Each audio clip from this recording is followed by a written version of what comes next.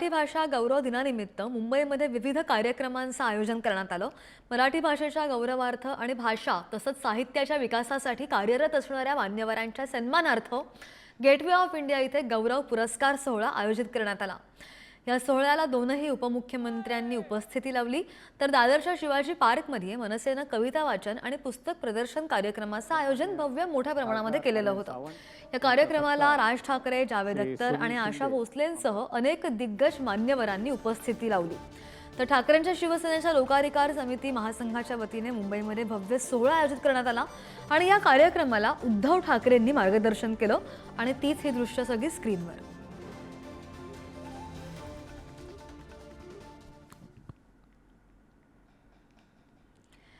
मराठी भाषा गौरव दिनानिमित्त मनसेतर्फे दादरच्या शिवाजी पार्कमध्ये आयोजित कार्यक्रमात अनेक मान्यवरांनी कविता वाचन केलं। राज ठाकरेंसह आशा भोसले, जावेद अख्तर, विकी कौशल, अशोक सराफ, सोनाली बेंद्रे, रितेश देशमुख आदी मान्यवरांचा त्यामध्ये समावेश होता। त्याच कार्यक्रमाची ही छोटीशी झलक। केव्हा तरी पहाटे उलटून रात गेली, मिटले चुकून डोळे, हरवून रात गेली। सांगू तरी कसे मी वय कोवळे उन्हाचे, सांगू तरी कसे मी वय कोवळे उन्हाचे। उसवून श्वास माझा, उसवून श्वास माझा, फसवून फसवून रात गेली। केव्हा तरी पहाटे। की कोण तू रे कोण तू, कालिकेचे खडग तू की इंदिरेचे पद्म तू, जानकीचे अश्रू तू की उकळता लाव्हाच तू, खांडवातील आग तू की तांडवातील त्वेष तू, वाल्मिकीचा श्लोक तू की मंत्र गायत्रीच तू, भगीरथाचा पुत्र तू की रघुकुलाचे छत्र तू, मोहिनीची युक्ती तू की नंदिनीची शक्ती तू, अर्जुनाचा नेम तू की गोकुळींचे प्रेम तू, कौटिलाची आण तू की राघवांचा बाण तू, वैदिकाचा घोष तू की नीतीचा उद्घोष तू, शारदेचा शब्द तू की हिमगिरी निशब्द तू, की सतीचे वाण तू व मृत्यूला आव्हान तू, शंकराचा नेत्र तू की भैरवाचे अस्त्र तू, की ध्वजाचा रंग तू व बुद्धीचा श्रंग तू, कर्मयोगी ज्ञान तू की ज्ञानियाचे ध्यान तू, चंडिकेचा क्रोध तू की गौतमाचा बोध तू, तापसीचा वेश तू की अग्नीचा आवेश तू, मय सभेतील शिल्प तू की नवसृष्टीचा संकल्प तू, द्रौपदीची हाक तू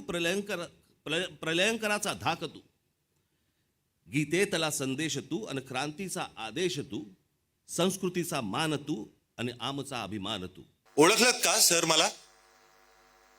पावसात आला कोणी, कपडे होते कर्दमलेले, केसावरती पाणी, क्षणभर बसला नंतर हसला, बोलला वरती पाहून, गंगामाई पाहुणी आली गेली घरट्यात राहून, माहेरवाशीण पोरीसारखी चार भिंतीत नाचली, मोकळ्या हाती जाईल कशी बायको मात्र वाचली, खिशाकडे हात जाताच हसत हसत उठला, पैसे नको सर जरा एकटापणा वाटला, मोडून पडला संसार तरी मोडला नाही कणा, पाठीवरती हात ठेवून नुसते लढ म्हणा, नुसते लढ म्हणा।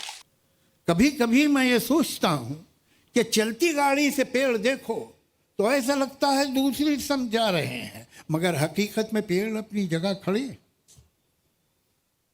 तो क्या ये मुमकिन है?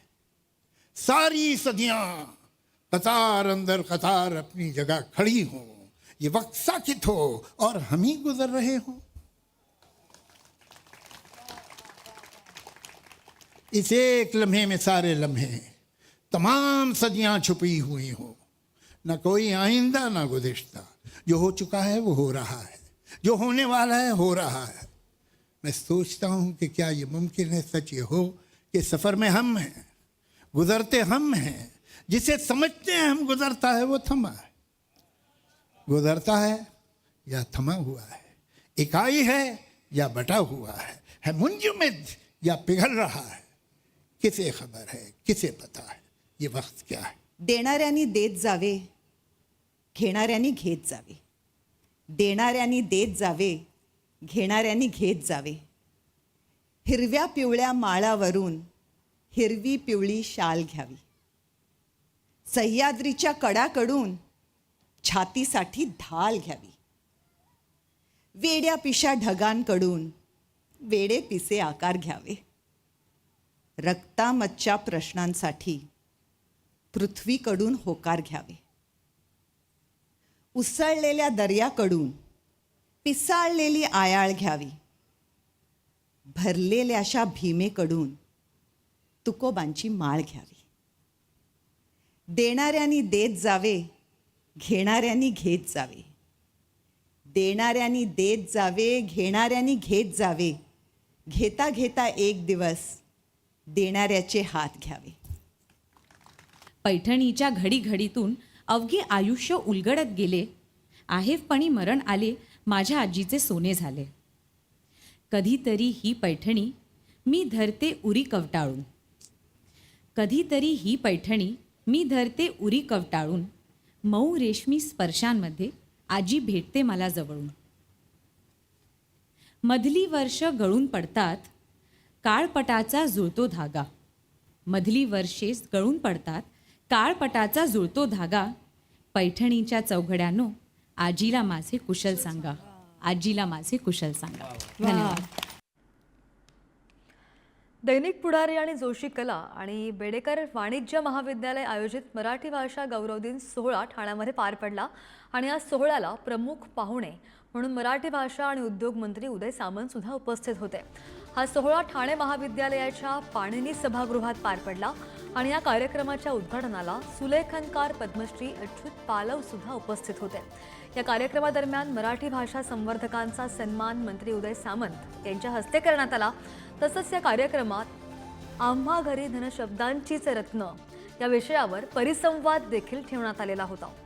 संत साहित्यावरील या चर्चासत्रात ज्ञानेश्वरीचे अभ्यासक हभप डॉक्टर रामकृष्ण गवळीराम गायकवाड आणि मुद्रांक विभागाचे जिल्हाधिकारी ज्ञानेश्वरीचे अभ्यासक कृष्णा जाधव हे सहभागी झाले होते.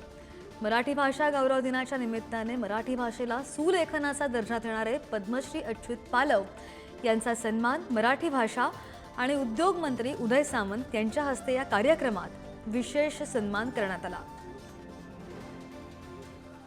आज मराठी भाषा दिनाच्या निमित्तानं हा कार्यक्रम आपण या ठिकाणी आयोजित केला त्याबद्दल पुढारीला देखील मी मनापासून धन्यवाद देतो आणि मॅडम तुम्हाला देखील मनापासून धन्यवाद देतो. मला असं वाटतं की मराठी भाषा सुदृढ करण्याची आवश्यकता नाही.